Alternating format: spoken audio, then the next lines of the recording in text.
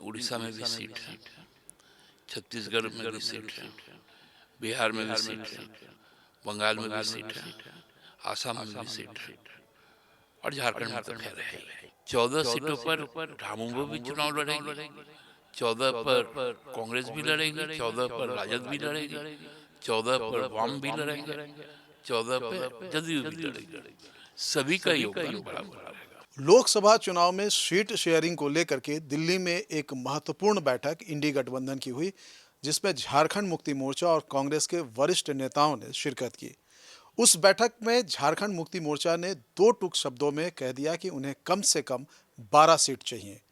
अभी हमारे साथ सुप्रियो भट्टाचार्य हैं। दादा, कैसी रही दिल्ली की बैठक? बहुत सकारात्मक रही और बहुत मतलब खुलकर बातें हुई। हम लोगों ने जिस बात को रखा कि इस बार का चुनाव कोई साधारण चुनाव नहीं, ये चुनाव देश को बचाने का चुनाव है, संविधान को बचाने का चुनाव है और इसलिए हमको लगता है कि बहुत संजीदगी के साथ चुनाव लड़ना चाहिए। कांग्रेस पार्टी ने भी इस पर अपनी सहमति व्यक्त की।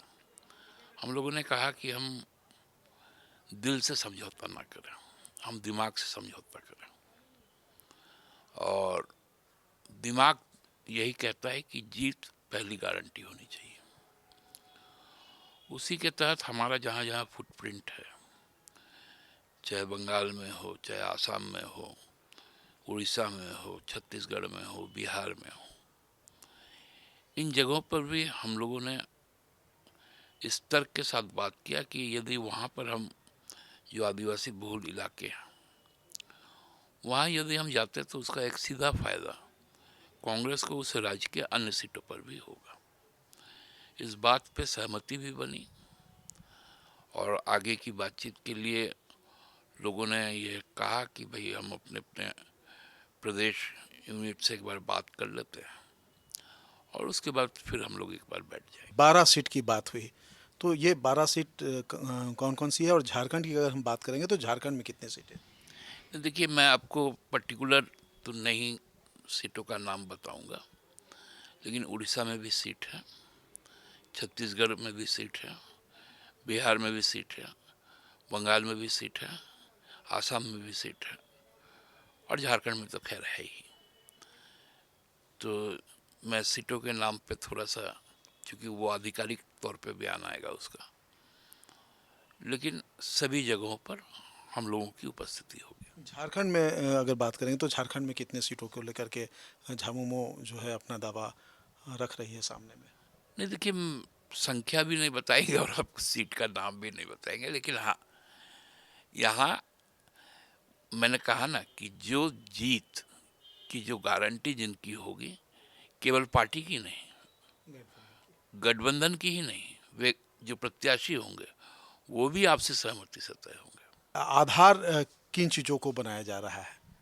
आधार विधानसभा का चुनाव भी है, आधार जो हमारे लगभग 4 साल, लगभग क्या 4 साल से ज़्यादा का समय का कार्यकाल रहा है, हमारे संगठन की जो मजबूती आई है, जिस प्रकार के लोग हमारे हमसे जुड़े हैं, सभी चीज़ों को मिलाकर, क्योंकि कांग्रेस भी यहाँ पर है, राजद भी यहाँ पर है, जदयू की भी कमोबेश उपस्थिति है, लेफ्ट भी है, इसलिए प्रत्याशी वही होंगे जो सबके साथ एक समन्वय बनाकर, क्योंकि यहाँ पर आप जान लीजिए कि 14 सीटों पर झामुमो भी चुनाव लड़ेगी, 14 पर कांग्रेस भी लड़ेगी, 14 पर राजद भी लड़ेगी, 14 पर वाम भी लड़ेंगे, 14 पे जदयू भी लड़ेगी। सभी का योगदान बराबर रहेगा। अच्छा, अगर गठबंधन की बात करते हैं तो थोड़ा बहुत जिस समय आपकी बैठक हो रही थी उसके ठीक एक दिन बाद उसी समय वर्चुअल बैठक भी हुई थी, जिसमें नीतीश कुमार भी शामिल हुए थे, लालू प्रसाद भी शामिल हुए थे और संयोजक बनने का जो एक काफ़ी दिनों से ये चर्चा चल रही थी कि नीतीश कुमार जी को संयोजक बनाया जाएगा, बिहार के जो मुख्यमंत्री है, उन्होंने इनकार कर दिया।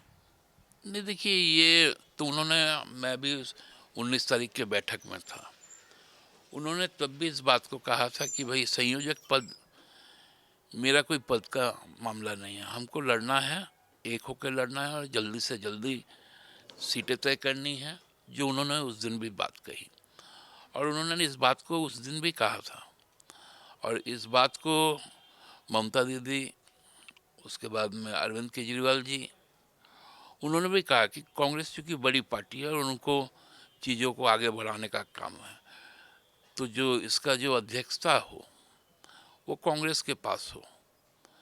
तो इस पर तो उसी दिन आम सहमति बन गई थी। नहीं, संयोजक वैसा कोई ज़रूरत नहीं है, क्योंकि संयोजक क्या करेगा।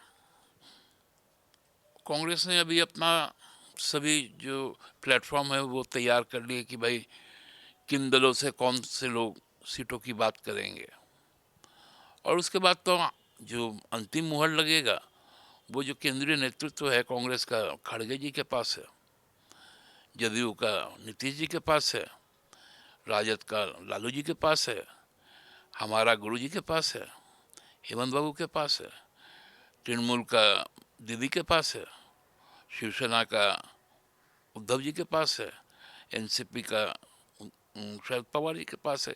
इसलिए वो बहुत बड़ी बातें नहीं आएंगी। तो कुल मिलाकर ये कहा जाए कि जीत की गारंटी वाली सीट पे चुनाव इस बार इंडी गठबंधन लड़ेगी। निश्चित तौर पर, और ये हमको लगता है कि ये सबों की सहमति इसी पर। जीत की गारंटी के साथ इस बार जो है चुनाव में उतरने की तैयारी में झारखंड मुक्ति मोर्चा और उनके जो दूसरे सहयोगी दल है वो है। अब देखना होगा कि आने वाले दिन में जब ये बैठक रांची में होगी और इसको एक उस पर एक सकारात्मक रुख अपनाते हुए एक अंतिम मुहर लगेगी, तो क्या कुछ सामने निकल करके आ पाता है। कैमरा पर्सन सुशील तिर्की के साथ मनोज, 99 न्यूज, रांची।